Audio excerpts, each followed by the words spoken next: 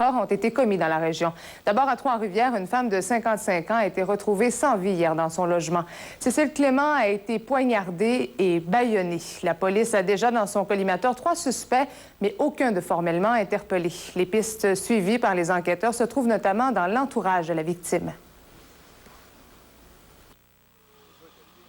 Cécile Clément, la victime, était attendue pour un souper. Comme elle n'arrivait pas, sa sœur, qui habite tout près, est venue chez elle voir ce qui se passait. Elle l'a trouvée sur le lit, bâillonnée avec une écharpe et poignardée dans la région du cou. Les secouristes vont vainement tenter de la réanimer. La police ne peut dire si la victime a été agressée sexuellement. Chose certaine, en tout cas, il n'y a pas eu vol, pas de traces d'effraction non plus. Donc, l'assassin n'a pas eu à forcer l'appartement pour s'y introduire, un indice révélateur. Un résident auquel se confiait parfois la victime propose l'hypothèse que le crime soit l'œuvre d'un prétendant contrarié. La police admet d'ailleurs examiner de près la possibilité que l'assassin ait été une connaissance. Et ça fait partie des hypothèses, oui, qui vont être enquêtées, là. Ça fait partie des pistes qu'on a à travailler au niveau des enquêtes. Un ancien conjoint ou un ami actuel. Exactement. Quelques suspects, ajoute la police, sont en ce moment sous enquête. On ne parle par contre pas d'arrestation. On ne parle pas encore non plus de mobile probable. Cécile Clément était reconnue dans son voisinage comme une personne sans histoire. Elle avait une fille, mais vivait seule. Personne autour ne semble avoir eu connaissance de quoi que ce soit. Elle est bien gentille. Je fais chaud. Je sais qu'elle vient pas d'ici, là. Mais jamais... Ouais, c'est tranquille. Je m'en emmenais en auto. Moi, je travaillais. Je m'en emmenais en auto, puis j'ai entendu parler de ça, qu'une femme avait été tuée avec violence.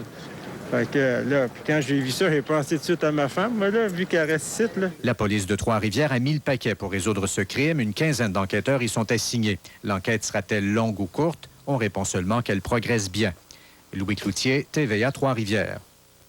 Puis maintenant, on parle de cette autre histoire autant mystérieuse et sordide à Saint-Mathieu-du-Parc.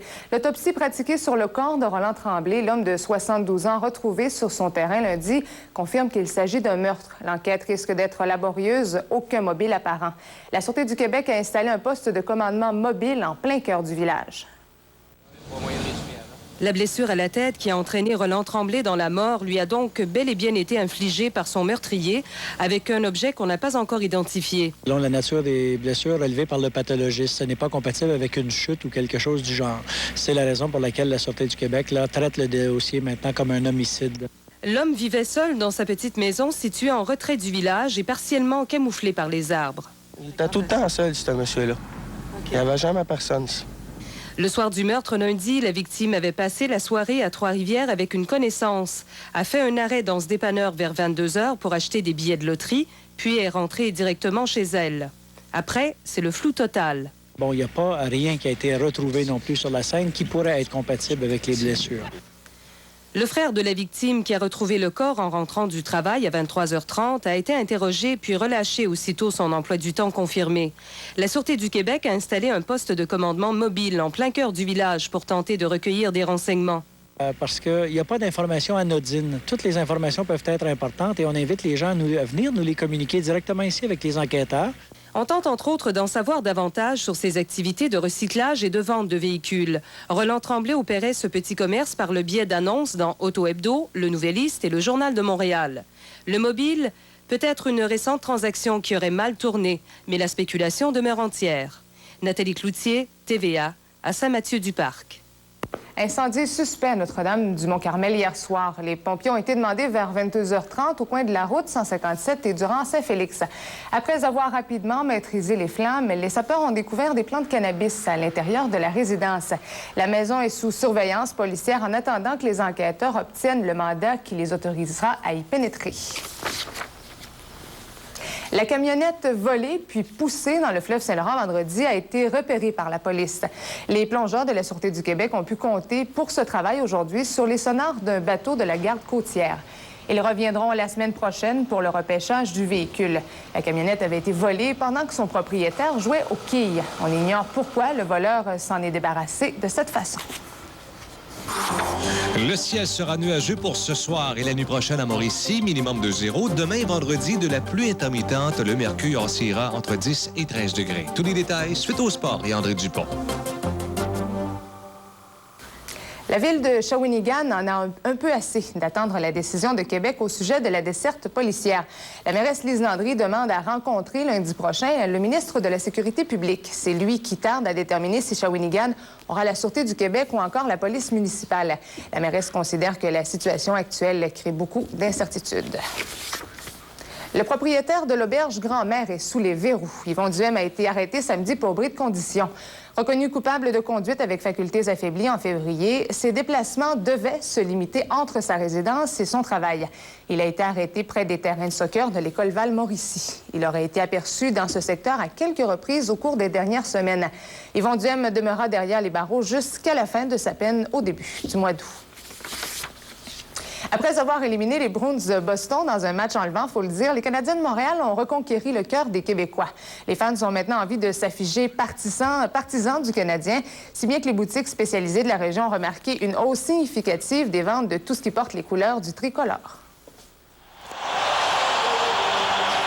Les Canadiens de Montréal ont non seulement la cote sur la glace, mais aussi sur les rayons des boutiques. La preuve, les commerçants sont incapables de commander d'autres chandails de l'équipe.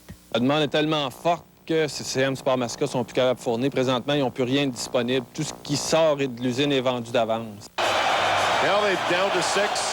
Les fans s'arrachent maintenant tout ce qu'il y a d'accessoires. Gilets, figurines, verres et les fameuses cartes de hockey font partie des produits recherchés. Bien, c'est sûr que la demande, José Théodore, puis on n'est pas capable de garder aucune carte de lui, c'est sûr. Puis Coyez-vous, depuis qu'il est revenu au jeu, bien, lui, il a mis une emphase vraiment. Tout le monde demande ses cartes. Encore là, les amateurs de hockey ont leurs joueurs favoris. Théodore, c'est sûr, les demandes qu'on a eues, c'est des gilets de Théodore. Les autres, moins, mais vraiment, là, c'est Théodore. La confiance en l'équipe montréalaise a redonné espoir aux fans qui entrevoient le meilleur avenir. Il y a quelques années, ils ont rentré par la porte d'en arrière. Peut-être que cette année, on va faire la même affaire. Moi, je suis un fanatique du Canadien. Je suis bien content. Pour ce qui est des articles promotionnels des Bruins... Bon, il y a encore de la demande, justement. Tantôt, il y a une madame qui est venue en chercher un. Fait que probablement, c'est pour un défi, quelque chose comme ça. Mais on va essayer. Et dire que le tricolore n'est qu'en deuxième ronde des séries éliminatoires. Patricia Beaulieu, TVA, Trois-Rivières. Deux organismes de la région bénéficient de près de 80 000 $ du Fonds d'entraide Desjardins. Le service d'aide aux consommateurs de Shawinigan et l'ACEF de la Mauricie pourront utiliser cette somme pour accorder des petits prêts sans intérêt. Ce dépannage sera possible uniquement après qu'une analyse budgétaire complète de la personne demandant l'aide ait été effectuée. Les représentantes des organismes y voient un recours ultime qui pourrait faciliter une reprise en charge des finances de consommateurs en difficulté. Et de votre collaboration est bon. La consultation. C'est-à-dire qu'on va rencontrer les gens, on va évaluer leur situation financière, on va offrir le suivi budgétaire comme on le fait dans tous les dossiers, et là, on verra si la question du prêt dépannage est une solution ou non dans leur cas. L'avantage, c'est de ne pas jeter des gens dans les bras d'un Shylock s'ils ont besoin d'avoir un tout petit prêt et qu'on sait qu'il est capable de le rembourser. Vive déception chez les partisans des Cataractes. Les détails après la pause avec André Dupont.